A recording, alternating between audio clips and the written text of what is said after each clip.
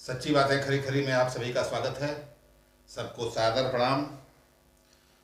आपसे निवेदन है कि यदि अभी तक आपने मेरे चैनल को सब्सक्राइब नहीं किया है तो आप सब्सक्राइब कर लें और बेल आइकन के बटन को दबा दें ताकि मेरे द्वारा जारी की जाने वाली हर वीडियो की जानकारी आपको तुरंत मिल सके।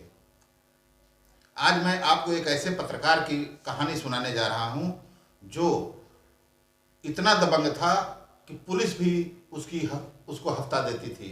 वो भी पुलिस का छोटा मोटा अफसर नहीं, सीधे एसपी आईपीएस रैंक का अफसर, जिसके कंधों पर अपराध को रोकने की जिम्मेदारी होती है, वही किसी को रिश्वत देकर अपराध कर रहा था। मैं एक अपने काले कारनामे को छिपाने के लिए एक पत्रकार को हर महीने निश्चित रकम वो हफ्ता के रूप में देता था। बात मैं कर रहा हूं उस दबंग पत्रकार की। उसका नाम भी मैं बताऊंगा, लेकिन जिला और वो किस अखबार में काम करता था और किस एसपी ने उसको कौन एसपी उसको हफ्ता देता था, ये इसका मैं खुलासा नहीं करूंगा।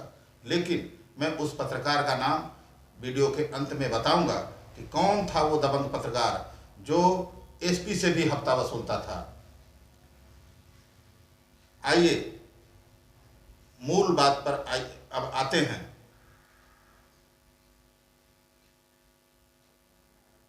झारखंड का एक खनिज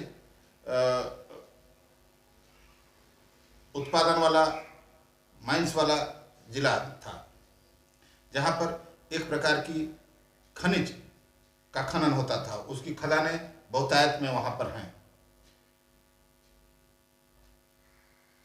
जाहिर सी बात है कि जब खदानें हैं, सरकारी कंपनियां खनन कर रही हैं तो उसमें अवैध खनन भी होता ही है। अवैध खनन का खनिज कहाँ जाता है, कैसे जाता है, इसकी जानकारी मैं आपको बाद में दूंगा। लेकिन ये होता कैसे है, किसके संरक्षण में होता है, ये अभी सुनिए। जब तक पुलिस नहीं चाहेगी तब तक किसी भी प्रकार का कोई भी गलत काम, गैर कानूनी काम नहीं हो सकता। उस जिले में यही स्थिति थी। यदि कोई सख्त पुलिस अफसर आ गया तो खनिज की तस्करी का वो काम बंद हो जाता था। यदि कोई कमाने वाला ढीला ढाला घूसखोर अफसर आ गया तो ये धंधा परवान चढ़ता था। लेकिन इस धंधे की खासियत, ये साल के सिर्फ 8 महीने बरसात के दिनों में उस खनिज की तस्करी बंद हो जाती थी। एक आईपीएस उस जिले में उनकी पोस्टिंग होती है, बरसात बीतता है, खनिज की तस्करी का ताना बाना योजना बनने लगती है। सारे पुलिस अफसरों को बुलाया जाता है एसपी के आवास पर। सबको निर्देशित किया जाता है कि अवैध खनन होने दें और अवैध खनन से प्राप्त खनिज की ट्रांसपोर्टिंग और डंपिंग दोनों होने दें। किसी भी प्रकार की कोई रोक टोक न की जाए। अब ऐसे में उस पुलिस अफसर को, आईपीएस को, पत्रकारों के सहयोग की दरकार थी। और पत्रकारों को उसने किसी दरोगा के जिम्मे कर दिया, किसी सब इंस्पेक्टर के जिम्मे कर दिया, किसी इंस्पेक्टर के कि आप जो कलेक्शन होता है उसमें से इनका निश्चित हिस्सा आप दे दिया करें। उस पत्रकार को भी बता दिया गया कि आप हर महीने जाके वहां से ले लेंगे।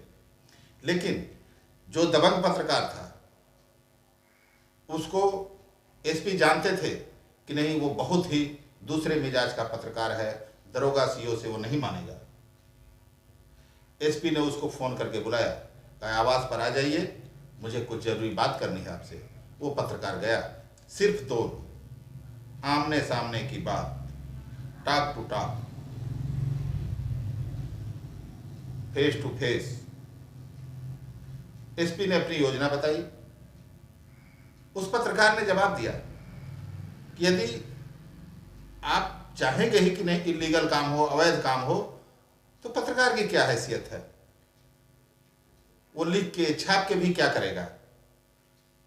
आप कराइए जो कराना हो।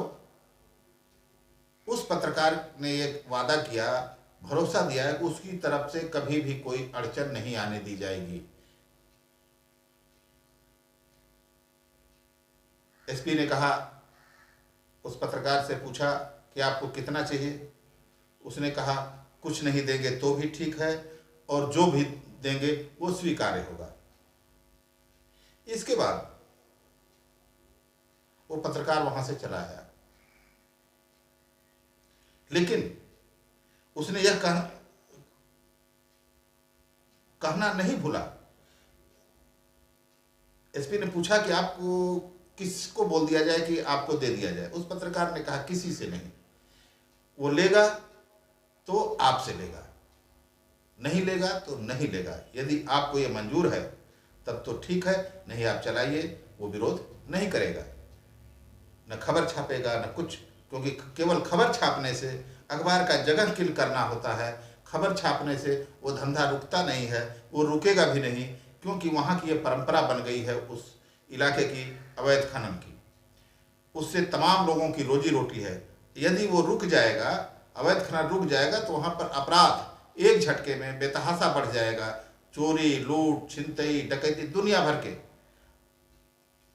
तो पुलिस भी चाहती थी कि नहीं, खनन, अवैध खनन होता रहे और पुलिस को भी माल मिलता रहे और पत्रकारों को भी, इससे संबंधित जितने लोग हैं। ये बात कह के पत्रकार कि वो पैसा लेगा तो आप ही से लेगा और किसी अन्य से नहीं लेगा, वो चलाए ऑफिस। 15-20 दिन बाद फिर उस पत्रकार को एसपी का फोन गया, आइए आपसे कुछ बात करनी है।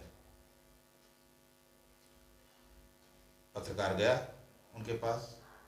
इधर उधर की कुछ बातें होने के बाद एसपी ने एक लिफाफा दिया, पकड़ाया उसको और वो चला आया। लिफाफे में बाद में जब गिना तो उसमें 30,000 रुपए थे। दूसरा महीना फिर फोन आया, फिर गया पत्रकार। वो समझ गया कि नहीं, बुला रहे हैं तो अब इसी के लिए बुला रहे हैं। फिर गया। दूसरे महीने में भी उतनी ही रकम थी। 4 महीने तक लगातार हर महीने फोन करके सैलरी की तरह या किसी भी तरह, मतलब जो भी समझ लीजिए, वो एसपी 30,000 रुपये महीने उस पत्रकार को देते रहे। अपने घर बुला के लिफाफा, बंद लिफाफा पहले से गिन के रखते थे, पकड़ाते थे। इसके बाद धीरे धीरे ये रकम कम होनी शुरू हो गई। 25,000 हुआ, 20,000 हुआ, 15,000 हुआ, 10,000। कहने का मतलब है कि जितनी उगाही होती थी उसी में परसेंटेज होता था, क्योंकि उस एसपी को या जो भी एसपी रहता, उस एसपी को ये पैसा ऊपर तक पहुंचाना होता है। जिसका जितना परसेंट शेयर वसूली में, उसको उतना ही मिलता था।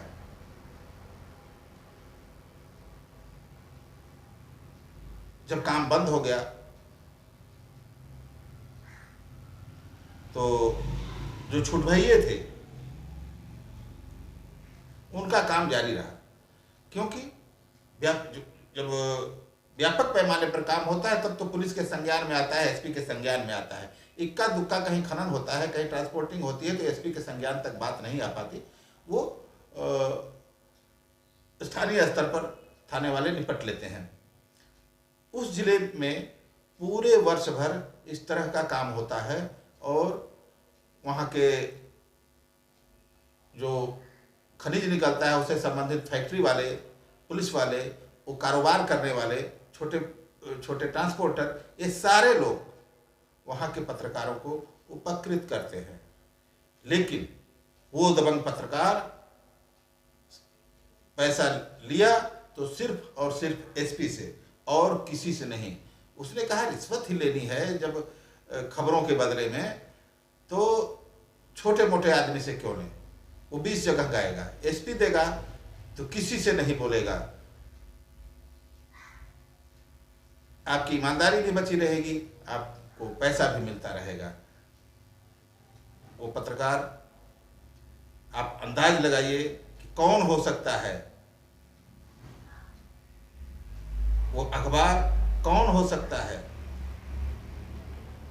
जो जिस अखबार का रिपोर्टर इतनी दबंगई दिखा सकता है? इसे दलाली नहीं कहेंगे, इसे दबंगई कहेंगे कि मेरे बिना आपका काम नहीं होगा। और वो पत्रकार जहां जहां भी रहा वहां वहां दबंगई से उसने रिपोर्टिंग की। किसी से वो दबने वाला नहीं था, किसी से वो डरने वाला नहीं था, किसी के सामने वो बिकने वाला नहीं था, डिगने वाला नहीं था। लेकिन उसका एक सिद्धांत था कि मैं जबरदस्ती किसी का गला दबा के नहीं लूंगा। कोई अपने से लाके पहुंचा देता है तो कोई बात नहीं, उसको स्वीकार कर लूंगा, उसे वापस भी नहीं करूंगा। वो इसी तरीके से काम करता रहा। एक इसी तरह की एक घटना और है। एक जिले में एक बड़े उद्योगपति के यहाँ आईटी रेट पड़ी थी, सर्वे, आईटी का सर्वे। वो बड़े विज्ञापनदाता थे उस अखबार के, जिस अखबार का वो रिपोर्टर था, बड़े विज्ञापनदाता थे। उस पत्रकार ने अपने हेड ऑफिस में पूछा तो बोला कि वो बड़े विज्ञापनदाता हैं, आईटी सर्वे कोई बड़ी बात नहीं है, वो खबर नहीं छपेगी। वो निश्चित था, बैठा था अपने ऑफिस में। तब तक उस उद्योगपति का एक आदमी आ गया और वो खबर रोकने के लिए डील करने, तो उसकी दबंगई देखो, उसको डर था, पत्रकार की दबंगई का डर था उस उद्योगपति को, बहुत बड़ा उद्योगपति, कि खबर छपेगी अगर तो केवल उसी के अखबार में छपेगी और दूसरे अखबारों में नहीं छपेगी। वो आया, उसका आदमी आया, उसने खबर रोकने के लिए कहा। उस पत्रकार की क्या, वो तो खबर पहले से खबर रुकी हुई है, उसके हेड ऑफिस से बहुत मना कर दिया गया कि वो खबर नहीं छपेगी। उस पत्रकार ने दुनिया भर की भूमिका बताते हुए कहा कि अच्छा ठीक है, जब आप आए हैं तो आपका सम्मान किया जा रहा है और खबर को नहीं प्रकाशित करते हैं, जो होगा देखा जाएगा। उस उद्योगपति के आदमी ने उस पत्रकार की जेब में एक लिफाफा रखा, बाद में खोलने पर उसमें 50,000 रुपये निकले। बड़ी साफ गोई से वो पत्रकार बाद में स्वीकार भी करता है। और ये स्टोरी सबको नहीं, सिर्फ मेरे को पता है। और बातचीत 1 to 1 होती थी। एक एसपी के सामने सिर्फ वो पत्रकार रहता था और कोई नहीं रहता था। ये जब बात हुई उद्योगपति वाली, तो उसमें भी सिर्फ उद्योगपति का बंदा और पत्रकार। आप अंदाज लगा सकते हैं कि उस पत्रकार ने क्या गलत किया, क्या सही किया। साफ गोई से बताकर प्रायश्चित कर रहा है या जो भी समझ लीजिए, उसने ये चीज मुझे मालूम है।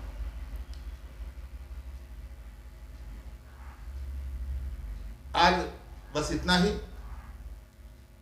इसके बाद कल मैं बताऊंगा कि एक अपराधी को कैसे मैंने सज्जन बनाया। मैं उस पत्रकार की बात नहीं कर रहा हूं, मैंने सज्जन बनाया, एक अच्छा इंसान बनाया। और वो अपराधी से इंसान बना व्यक्ति आज बहुत प्रतिष्ठित स्थान पर है, एक बड़ी राजनीतिक पार्टी के बैनर का बड़ा पदाधिकारी है और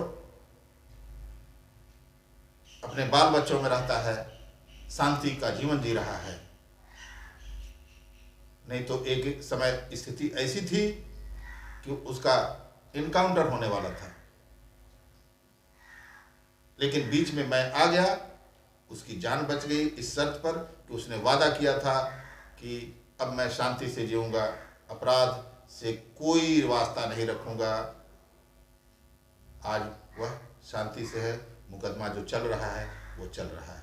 कल कैसे एक अपराधी के जीवन में मैंने इंसानियत की लौ जलाई और आज वो अपने परिवार के बीच में शांति के साथ जी रहा है और राजनीतिक व्यक्ति बन चुका है, समाज सेवा भी कर रहा है। मिलते हैं कल, तब तक के लिए नमस्कार। और चैनल को सब्सक्राइब जरूर कर लीजिए इस तरह की कहानियों को सुनने के लिए, सच्ची कहानियों को सुनने के लिए। कोई झूठी कहानियां ये सब नहीं है, ये सब सच्ची कहानियां हैं। आप मेरे चैनल को सब्सक्राइब करें, बेल आइकन का बटन दबाएं। प्रणाम।